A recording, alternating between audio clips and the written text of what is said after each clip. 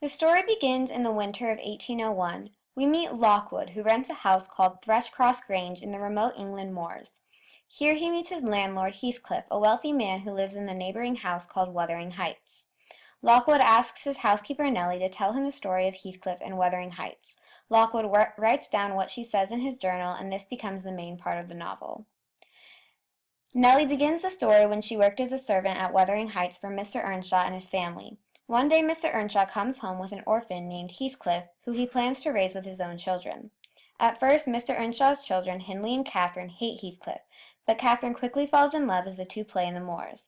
Mr. Earnshaw ends up preferring Heathcliff to his own son and sends Hindley away to college. Mr. Earnshaw dies and Hindley inherits Wuthering Heights. He comes back with his wife Frances and seeks revenge. Hindley makes Heathcliff work in the fields.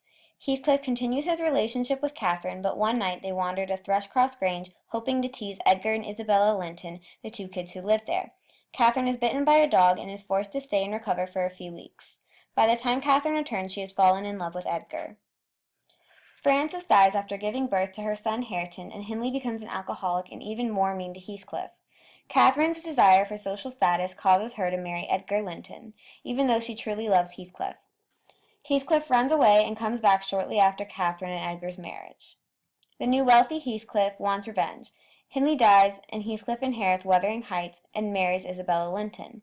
Catherine gives birth to a daughter, young Catherine, and dies. Heathcliff begs to be haunted by Catherine's ghost so she can stay in his life. Isabella runs away to London and gives birth to a son named Linton. 13 years go by, and Nellie becomes young Catherine's servant at Thrushcross Grange. One day she discovers Wuthering Heights and meets Hareton. Then Isabella dies, and Linton comes to the manor. Heathcliff hates Linton. 3 years later, young Catherine meets Heathcliff and Linton. She and Linton begin a secret romance through letters, but Linton only loves Catherine because his father is forcing him so he can get revenge. Heathcliff captures Nellie and young Catherine until Catherine marries Linton. After the marriage, Edgar dies, and then so does Linton.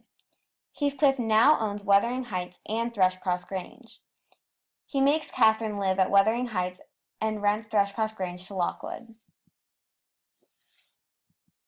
Now we are in present day.